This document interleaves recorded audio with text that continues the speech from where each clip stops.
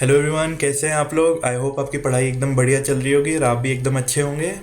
तो जो लोग नए आए हैं उनको मैं बता दूं, my name is Abhinav Sekhri. I am a chartered accountant and I cleared my CA final exams with all India rank 22 and I am a faculty for CA final SFM. Okay, आज हम पढ़ने वाले हैं फॉरेक्स चैप्टर का topic money market cover. देखो, हम लोग forex में एक्सचेंज रेट सही से कैसे कैलकुलेट करें, ये हम लोग ऑलरेडी डिस्कस कर चुके हैं। हम लोग fate of forward contracts, extension, early delivery और कैंसिलेशन वाला टॉपिक भी डिस्कस कर चुके हैं। जहाँ जहाँ गलती होती है मैं पहले वो टॉपिक पिक कर रहा हूँ, ठीक है। तो अब हम तीसरी चीज़ जो पढ़ने जा रहे हैं वो है मनी मार्केट कवर। हेज करने के लिए मनी मार्केट कवर करते हैं, वो वाला टॉपिक हम पढ़ रहे हैं। ये टॉपिक क्यों रिवाइज करना है, यहाँ पे देखो बच्चे गलतियाँ करते हैं एग्जाम में।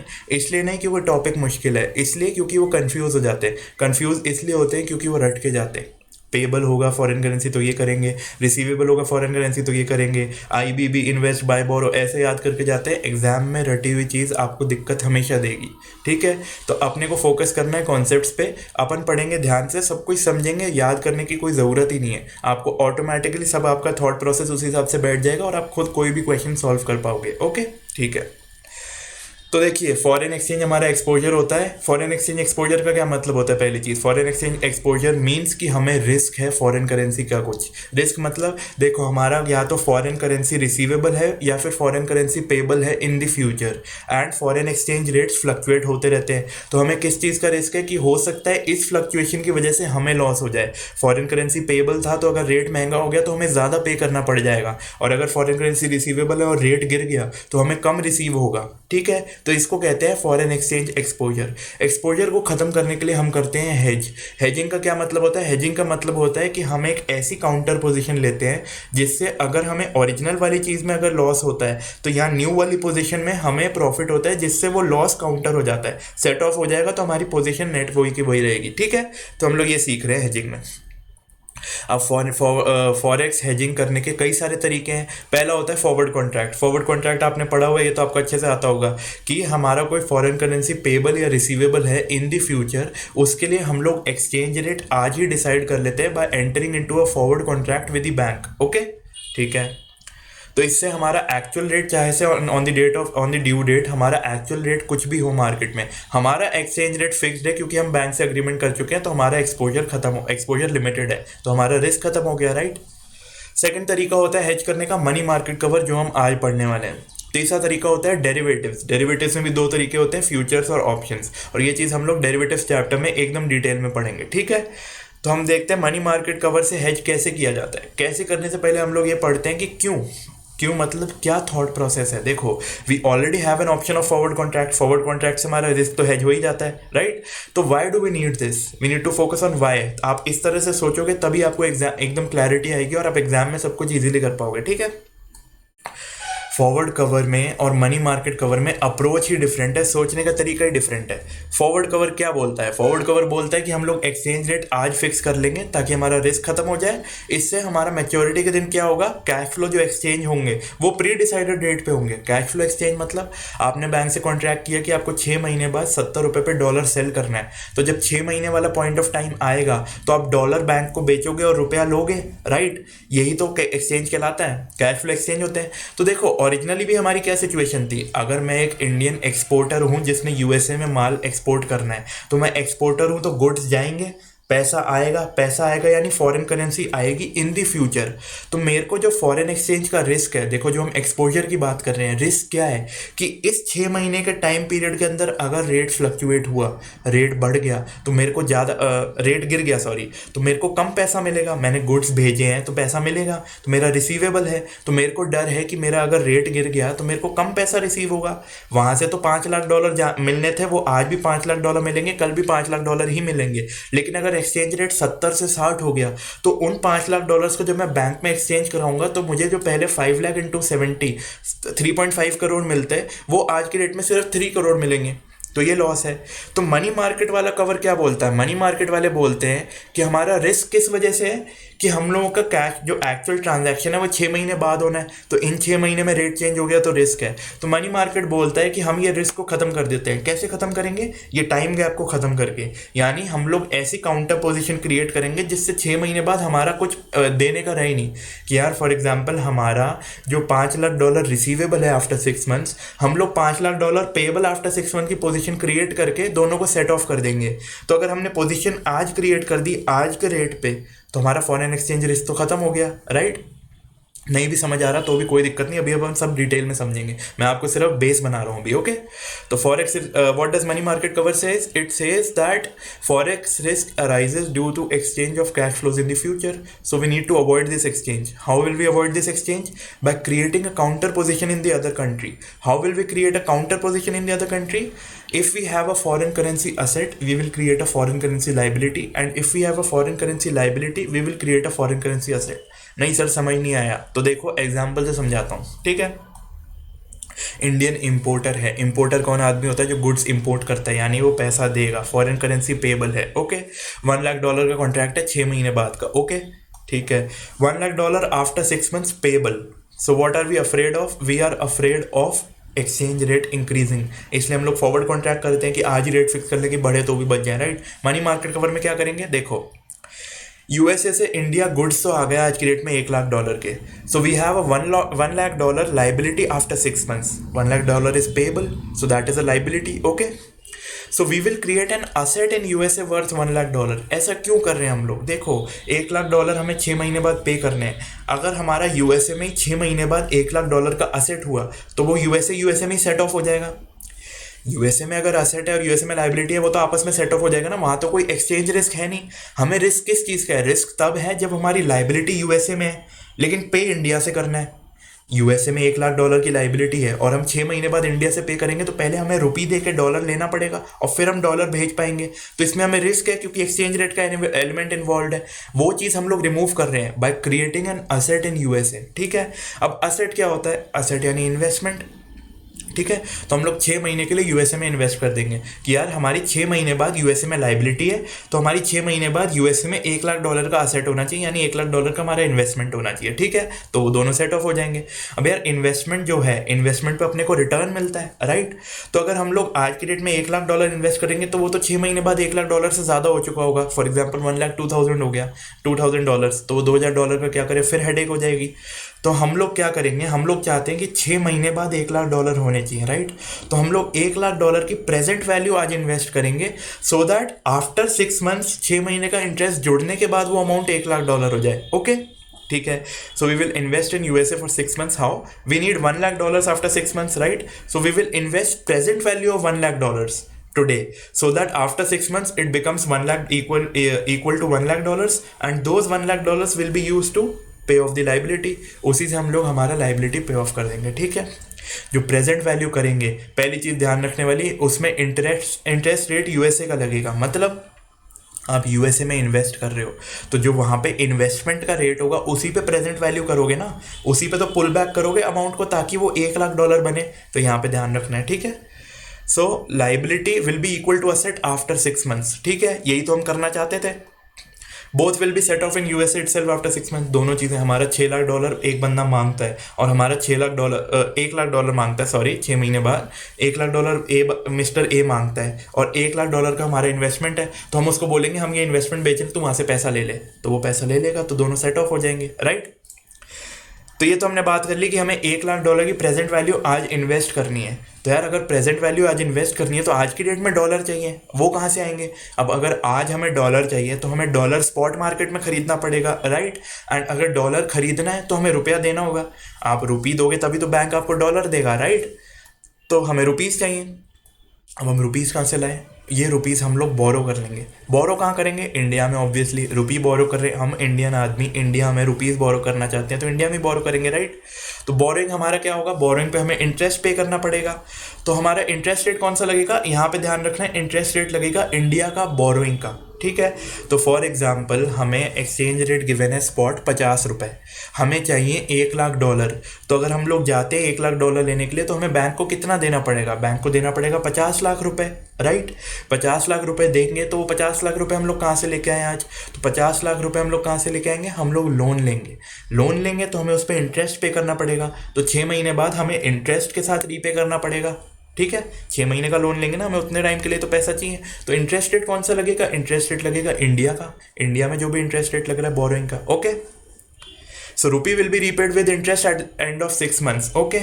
What will happen after 6 months, कि चलो हमने आज ये कर लिया, आज हमने क्या किया, आज हमने मार्केट से रुपीज़ बोरो किए, वो रुपीज़ बैंक को दिए, बैंक से डॉलर्स लिए और डॉलर यूएसए में इन्वेस्ट कर दिए, ठीक है। तो हमारा डॉलर आज इन्वेस्ट हो गया, और कितना डॉलर इन्वेस्ट किया, उतना जिसको इंटरेस्ट जोड़ के $1,00,000 बन जाए 6 महीने बाद, ठीक है। What will happen after 6 months, USA में क्या हुआ, यूएसए में हमारा इन्वेस्टमेंट $1,00,000 के बराबर बन जाएगा, क्योंकि हमने प्रेजेंट वैल्यू इन्वेस्ट की थी, इंटरेस्ट मिलके वो $1,00,000 हो गया। तो हम इससे हमारी लाइबिलिटी पे ऑफ कर देंगे $1,00,000 से, $1,00,000 यहाँ से लिए, $1,00,000 उसको दिए, लाइबिलिटी खत्म, राइट। इंडिया में क्या होगा, we will pay off our loan with interest, okay. तो हमारे 6 महीने के लिए हमने जो पैसा मार्केट से ब्याज पे लिया है उसको लौटाना भी तो होगा, तो हम पैसा पे ऑफ कर देंगे विद इंटरेस्ट, ओके। अब यार हमने ये सब कर तो लिया, सुन लिया, सब कर लिया, पर इससे हमें मिला क्या, क्यों किया, क्या हासिल हुआ, what did we achieve by doing all this. पहली चीज़, हमारा कोई फॉरेन एक्सचेंज रिस्क ही नहीं रहा। रिस्क क्यों नहीं रहा, रिस्क मैंने आपको बताया था क्या होता है। रिस्क होता है कि आगे फ्यूचर में रेट चेंज होगा तो उसकी वजह से लॉस होगा। फ्यूचर में तो रेट चेंज की टेंशन ही नहीं है ना, हमने तो डॉलर स्पॉट खरीद के इन्वेस्ट कर दिए। अब चाहे से एक्सचेंज रेट कुछ भी हो, हमारे तो $1,00,000 रहेंगे वहीं पे, right. So there is no forex risk. We bought dollar spot today, and we are immune from foreign currency fluctuation, right? And forex exposure has been converted into home currency exposure. अच्छा, ऐसा कैसे? देखो, 6 महीने बाद हमें क्या करना था, हम इम्पोर्टर हैं, हमने गुड्स मंगाए थे, हमें पेमेंट करना था, यूएसए में डॉलर पे करने थे आफ्टर 6 मंथ्स। आज की डेट में हमें क्या पे करना है आफ्टर 6 मंथ्स, रुपीज़, जो हमने बोरो किए थे मार्केट से। तो हमारा फाइनल आंसर क्या आया, रुपीज़ में। पहले भी फाइनल आंसर रुपीज़ में आता, पर वो डॉलर से कन्वर्ट करके आता, राइट। तो हमारा डॉलर पेएबल था after 6 months, that has been converted into rupee payable after 6 months, और यही तो हम चाहते हैं। This is our goal in forex hedging. Before money market cover हमारी क्या सिचुएशन थी, forex exposure. After money market cover हमारी क्या सिचुएशन है, होम करेंसी एक्सपोजर, यानी फॉरेक्स रिस्क हट गया। हमें आज ही पता है हमें 6 महीने बाद रुपी पे करना है, तो हमारे ऊपर कोई रिस्क ही नहीं है। रुपी का रेट, एक्सचेंज रेट कुछ भी चेंज होता रहे, हमें तो रुपया देना है, और रुपया तो रुपया रहेगा ही, राइट। ठीक है, आई होप आपको थोड़ा गैस हो सकता है आपको कॉम्प्लेक्स लगे, पर आप ध्यान से सोचोगे तो समझ आएगा, सब लॉजिकल है, कुछ नहीं है, कुछ याद करने की ज़रूरत नहीं है। तो मैंने यहाँ पे समरी बनाई है। देखो, समरी दो लोगों के पॉइंट ऑफ व्यू से हो सकती है, इंपोर्टर के पॉइंट ऑफ व्यू से और एक्सपोर्टर के पॉइंट ऑफ व्यू से। इंपोर्टर का हमने क्वेश्चन अभी किया कि उसका फॉरेन करेंसी पेबल है, so we need to create an asset. Liability है, इसलिए we will create an asset. How will we create an asset? By creating an investment. Asset क्या है, investment. So we will invest the present value of the foreign currency exposure. $1,00,000 का present value आज invest करेंगे at USA के interest rate पे, present value भी उसी पे निकाली जाएगी, right. Bye foreign currency in the spot market, हम लोगों ने डॉलर बाय किए रुपया दे के, राइट। होम करेंसी दोगे तभी तो फॉरेन करेंसी मिलेगा, चाहे से रुपये, ये तो रुपये डॉलर का हमारा एग्जांपल था, कोई और करेंसी भी हो तो भी आपको होम करेंसी देके ही फॉरेन करेंसी मिलेगा, राइट। एंड तीसरा ऑप्शन है, जो हमें होम करेंसी बैंक को देनी है, वो हम कहाँ से लेके आएंगे, वो हम लाएंगे बैंक मार्केट से बोरो करके। तो बोरो करोगे तो विद इंटरेस्ट आपको रीपे करना पड़ेगा आफ्टर द टाइम पीरियड, यहाँ पे 6 मंथ था, राइट। और इंटरेस्ट रेट कौन सा लगेगा, होम करेंसी वाला, जैसे हमारे इंडिया का लग रहा है। आपको home currency foreign currency confusion हो रहा है तो आप रुपी डॉलर से याद रख लो, ठीक है, कि हमने ऐसे ऐसे समझा है। याद रटना नहीं है कि हमने समझा कैसे, हमें ये याद रखना है, ये हमारा थॉट प्रोसेस है, हम अभी थॉट प्रोसेस डेवलप कर रहे हैं, ओके। मैं आपको फाइनल अपना सीए फाइनल का पेपर का भी क्वेश्चन सॉल्व करा के दिखाऊंगा कि कितना ईजी है, मुश्किल नहीं है। ये सब करके हमारा फाइनल रिजल्ट क्या आया, होम करेंसी पेएबल, और यही तो हम चाहते हैं। आज से 6 महीने बाद हमें रुपया पे करना है तो हमें कोई टेंशन ही नहीं, क्योंकि फॉरेक्स रिस्क ही नहीं है। फॉरेक्स रिस्क तो तब होता है जब फॉरेन करेंसी पेएबल होती है, ओके। हाँ जी, सॉरी, थोड़ी डिस्टर्बेंस थी इसलिए वीडियो कट करना पड़ा था। तो हम सेकंड केस देखते हैं अब एक्सपोर्टर का। एक्सपोर्टर यानी उसने गुड्स भेजा, यानी उसका पैसा आएगा, यानी उसका फॉरेन करेंसी रिसीवेबल है, यानी उसका फॉरेन करेंसी असेट है। तो हम लोग क्या करेंगे, जो हमने सीखा कि असेट है तो हम लाइबिलिटी क्रिएट करेंगे। तो हम लोगों का फॉरेन करेंसी असेट है, after 6 months we will create a foreign currency liability after for 6 months, ठीक है, कि हमारी लाइबिलिटी और असेट सेट ऑफ हो जाए। लाइबिलिटी क्या होती है, लाइबिलिटी यानी लोन, जैसा हमने अभी भी सीखा था कि वहाँ पे असेट यानी इन्वेस्टमेंट और अपना लाइबिलिटी यानी लोन। तो अब हम जो लोन लेंगे तो हम लोग एक ऐसा चाहेंगे कि हम लोगों की लाइबिलिटी $1,00,000 हो after 6 months, so we will borrow foreign currency. Dollar receivable है तो डॉलर लाइबिलिटी तो हमारी फॉरेन करेंसी बोरो करने पे ही होगी, राइट। ये बोरोइंग कौन से इंटरेस्ट रेट पे होगी, यूएसए के इंटरेस्ट रेट पे। ओके, बोरोइंग कितनी होगी, बोरोइंग भी प्रेजेंट वैल्यू होगी। ऐसा क्यों, अगर हमने आज $1,00,000 बोरो कर लिए तो उस पर इंटरेस्ट जोड़ के हमें 6 महीने बाद $1,02,000 पे करने पड़ जाएंगे, तो फिर हमारा $2,000 फालतू हो रहा है। तो हमें वो नहीं चाहिए, हमें चाहिए कि 6 महीने बाद $1,00,000 होना चाहिए। तो हम लोग आज के डेट में प्रेजेंट वैल्यू ऑफ $1,00,000 बोरो करेंगे। ओके, प्रेजेंट वैल्यू कौन से रेट पे की जाएगी, at the interest rate, USA के इंटरेस्ट रेट पे, जो वहाँ पे बोरोइंग का रेट है, जो ताकि उसमें इंटरेस्ट जुड़ के वो 1,00,000 बन जाए, तो हम बोरोइंग के इंटरेस्ट रेट पे तो प्रेजेंट वैल्यू करेंगे, राइट। ठीक है, तो हमने आज बोरो कर ली, ठीक है। अब बोरो कर ली तो हमें 6 महीने बाद रीपे करनी है, हमारी 6 महीने बाद की लाइबिलिटी क्रिएट हो गई। लेकिन आज तो हाथ में डॉलर आ गए, तो अब डॉलर का क्या करें, डॉलर हम लोग स्पॉट मार्केट में बेच देंगे। ठीक है, डॉलर मार्केट में बेच के हमें क्या मिलेगा, रुपये मिल जाएंगे। रुपये को क्या करेंगे, हम रुपये को इन्वेस्ट कर देंगे, राइट। देखो यार, डॉलर हमारे हाथ में फालतू रहेंगे तो फिर फायदा ही क्या हुआ। अगर हम फ्लक्चुएशन से खुद को सिक्योर करना चाहते हैं तो हम लोग डॉलर को क्यों हाथ में लेके बैठेंगे। हम लोग करेंगे कि डॉलर हमें मिला, हमने डॉलर उसको डाल दिया स्पॉट में, और स्पॉट में हमें एक्सचेंज में रुपीज़ मिल गए, और हम रुपीज़ को इन्वेस्ट कर देंगे। अगर हमारे हाथ में आज रुपीज़ आ गए तो हम रुपीज़ को इन्वेस्ट करेंगे ना। यही तो अपन टाइम वैल्यू ऑफ मनी और कंपाउंडिंग और यही सभी तो सीखते हैं एसएफएम में, कि हमें कैसे अपना वेल्थ को मल्टीप्लाई करना है, कैसे प्रेजेंट वैल्यू करनी, सब करना है। तो यार, अगर हमें आज रुपया मिल गया तो हम उसको फालतू नहीं रहने देंगे, हम उसको इन्वेस्ट कर देंगे। ओके, इंडिया के इंटरेस्ट रेट पे इन्वेस्ट होगा। ओके, तुम्हारा फाइनल रिजल्ट क्या बैठेगा, होम करेंसी रिसीवेबल। 6 महीने के लिए आपने इन्वेस्ट किया, तो आज 1,00,000 रुपए इन्वेस्ट किए तो उसके 1,05,000 हो जाएंगे। तो 6 महीने बाद आपकी क्या सिचुएशन रह गई नेट में, 1,05,000 रिसीवेबल। क्योंकि जो यूएसए था, यूएसए में तो जो आपका आने वाला था वो आपकी लाइबिलिटी से सेट ऑफ हो गया। यूएसए का जो असेट था आपका receivable, that has been set off by the liability, जो आपने लोन लिया था। तो $1,00,000 से यूएसए में तो सेट ऑफ हो गया। इंडिया में आज क्या पोजीशन है कि मैंने आज रुपया इन्वेस्ट किया हुआ और 6 महीने बाद मुझे विद इंटरेस्ट ये रुपीज़ मिलेंगे, और यही तो हम चाहते थे। हम लोगों को क्या रिस्क था, फॉरेन करेंसी रिसीवेबल है, रेट गिर गया तो हमें पैसे कम मिलेंगे। तो हम लोग चाहते थे कि हमारे होम करेंसी रिसीवेबल हो, और फाइनल रिजल्ट वही तो आ रहा है, होम करेंसी रिसीवेबल। तो हमने हमारे फॉरेक्स एक्सपोजर को होम करेंसी में कन्वर्ट कर दिया, और होम करेंसी में हमें कोई एक्सपोजर है नहीं। ठीक है, मैं बीच में एक जगह अटका था, इसलिए वापस मैं आपको रिपीट करता हूँ कि एक्सपोर्टर के केस में क्या होगा। देखो, एक्सपोर्टर है यानी उसने गुड्स एक्सपोर्ट किए, पैसा रिसीव होगा, फॉरेन करेंसी रिसीव होगा, यानी फॉरेन करेंसी असेट है उसका यूएसए में, इसलिए हम उसको काउंटर करने के लिए फॉरेन करेंसी लाइबिलिटी क्रिएट करेंगे यूएसए में। फॉरेन करेंसी लाइबिलिटी आज की रेट में अगर लोन ले लिया तो हमारा loan plus interest original amount से ज़्यादा हो जाएगा, तो इसलिए हम लोग present value of that amount borrow करेंगे, so that with interest it becomes equal to the actual amount. Okay, पहली चीज़ तो ये होगी कि हमने बोरो कर ली, फॉरेन करेंसी लोन ले लिया। अब हमने डॉलर बोरो कर लिए, तो आज हमारे हाथ में डॉलर आ गए, तो हम इसका क्या करें, हम बेच देंगे। हम इंडियन आदमी हैं, हमें क्या करना डॉलर का, हम बेच देंगे। बैंक को बेचेंगे तो बैंक एक्सचेंज में हमें रुपीज़ देगा। अब हमारे हाथ में आज रुपीज़ आ गए, हम रुपीज़ का क्या करें, रुपीज़ को हम इन्वेस्ट कर देंगे। यार, हम या तो बैंक में कहीं भी जैसे भी आप रुपीज़ को आज इन्वेस्ट कर दोगे तो आपको थोड़े 6 महीने के लिए इन्वेस्ट करोगे तो आपको 6 महीने बाद विद इंटरेस्ट वो रुपीज़ मिलेंगे। तो फाइनल आंसर आपका आएगा after 6 months rupees receivable, right. हमारी होम करेंसी यूएसए में तो जो था रिसीवेबल वो पेएबल से सेट ऑफ हो गया, तो नेट पोजीशन बची रुपीज़ रिसीवेबल, और यही हमारा गोल था। फॉरेन एक्सचेंज हेजिंग इसलिए की जाती है so that we can protect ourselves against fluctuations in the exchange rate, और वही तो हम चाहते थे, हो गया। 6 महीने बाद रुपी रिसीवेबल है, एक्सचेंज रेट कुछ भी हो हमारी सेहत पे कोई फर्क नहीं पड़ता, हमारे रुपीज़ के रुपीज़ ही रहेंगे, राइट। रुपीज़ में एक्सचेंज रेट इन्वॉल्व नहीं, हम इंडियन आदमी हैं, सिंपल। हो सकता है मैंने कई चीज़ें बार बार रिपीट की हूँ, but I want to explain कि यार क्या चल रहा है। ये थॉट प्रोसेस डेवलप करना बहुत ज़रूरी है। आप रटो मत, रट के जाओगे तो रटने के तरीके बच्चों को आते हैं, इन्वेस्ट बाय बोरो, बोरो सेल इन्वेस्ट, ये नहीं करना हमें, क्योंकि एग्जाम में कंफ्यूज हो जाओगे। सिंपल लॉजिकल है, आपको सारे कॉन्सेप्ट तो समझा दिए, ईजिली सब सॉल्व हो जाएगा, और ये मैं अभी आपको दिखा भी देता हूँ कैसे सॉल्व होगा। So it is a very easy topic. You just need to focus on conceptual clarity, okay?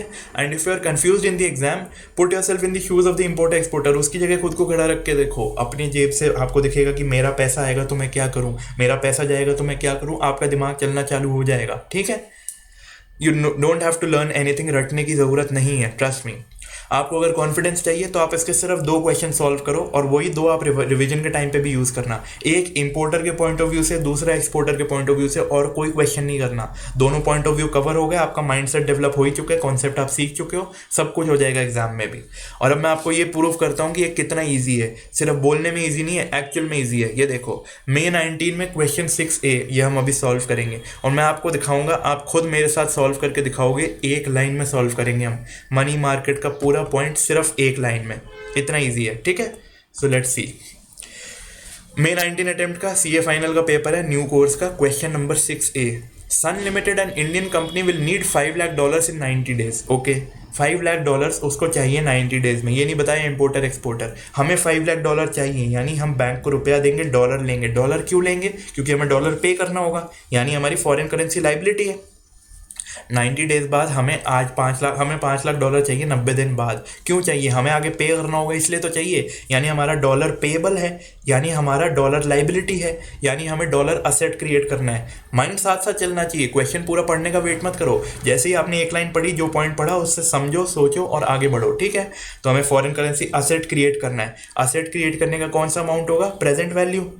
हम लोग इन्वेस्टमेंट की प्रेजेंट वैल्यू आज लगाएंगे ताकि वो 90 दिन बाद $5 लाख के बराबर हो जाए, राइट। ये माइंडसेट आपका चलना चाहिए। और हमें प्रेजेंट वैल्यू आज इन्वेस्ट करनी है तो उसके लिए डॉलर चाहिए होगा। डॉलर कहाँ से लाएंगे? स्पॉट मार्केट से। स्पॉट में बाय करेंगे।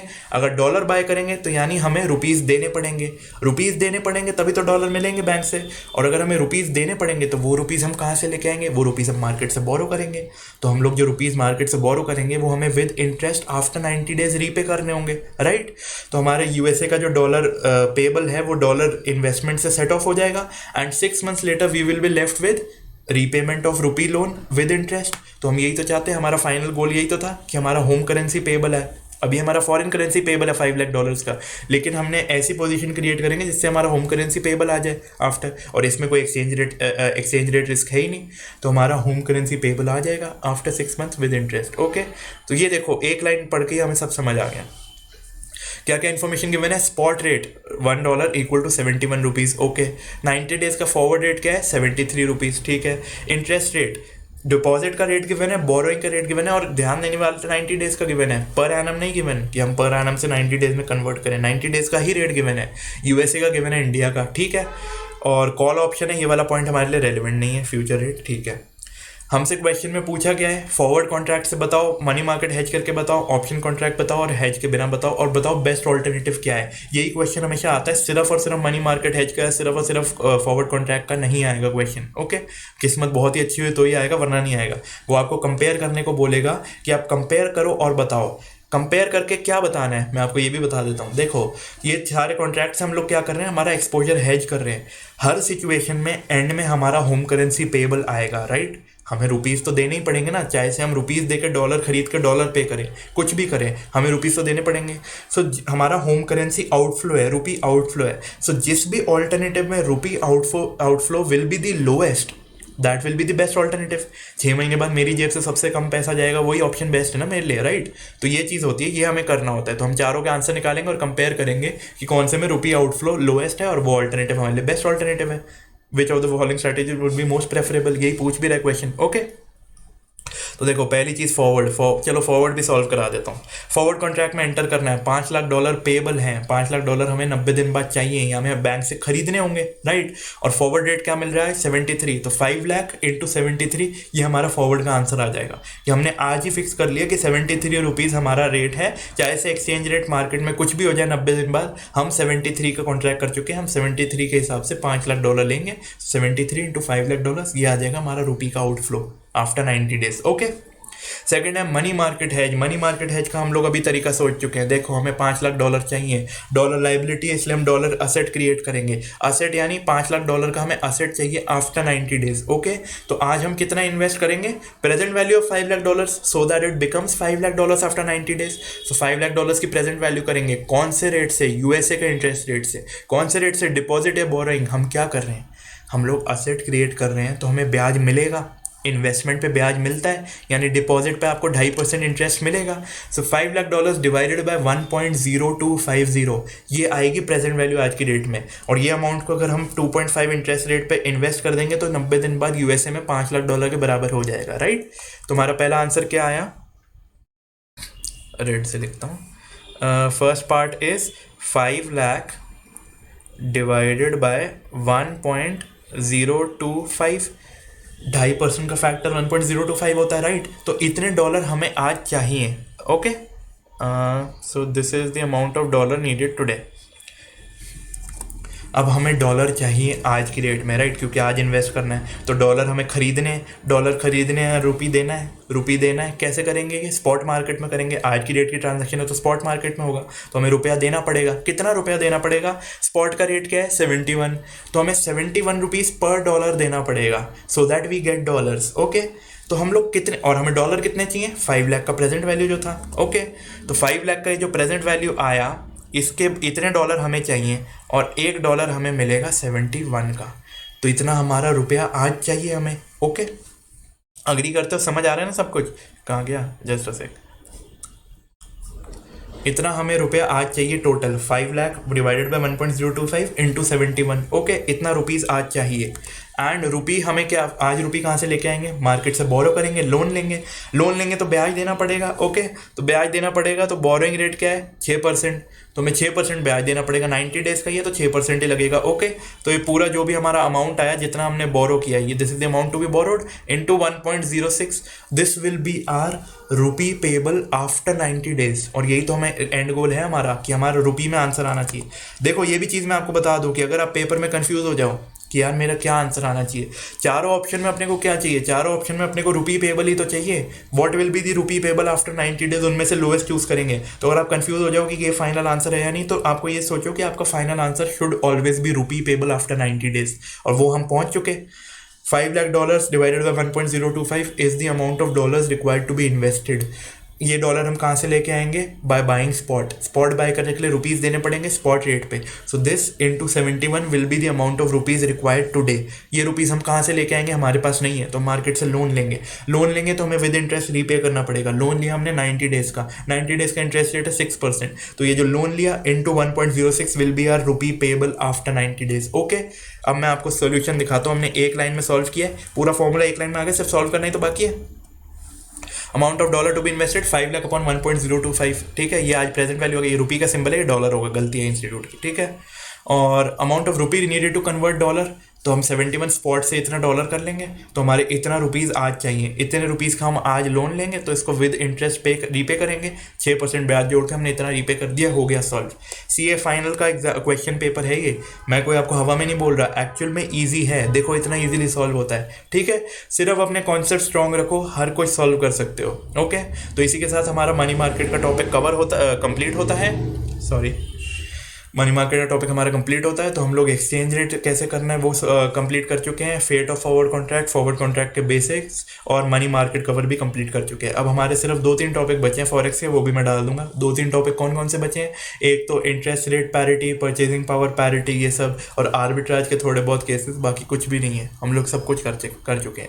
इतना ईजी है, सिर्फ कॉन्सेप्ट पे ध्यान दो, अपना माइंड चलाओ, सिर्फ रटो मत। Don't just read things, understand them, तभी आपको याद रहेंगी। सिर्फ एग्जाम पास होने के लिए मत करो। देखो, एग्जाम पास होना ज़रूरी है, लेकिन सिर्फ पास होना ज़रूरी नहीं है। अपने को नंबर चाहिए। एसएफएम में अपन नंबर लेके आएंगे। एसएफएम में टारगेट करो 70-80। कॉन्सेप्चुअल क्लैरिटी रखोगे, पॉसिबल है। मेरे भी आए थे, आपके भी आ जाएंगे, कोई दिक्कत नहीं है। Okay, so thank you for watching. कोई भी डाउट हो so you can always reach out to me. My number is, मैं अपना, सॉरी ये गड़बड़ हो रहा है, ठीक है। मैं आपको डिस्क्रिप्शन बॉक्स में अपनी कॉन्टैक्ट डिटेल्स डाल दूंगा, आप वहाँ पे देख लेना। आपको कोई भी डाउट हो आप आराम से पूछ सकते हो। Good luck, take care.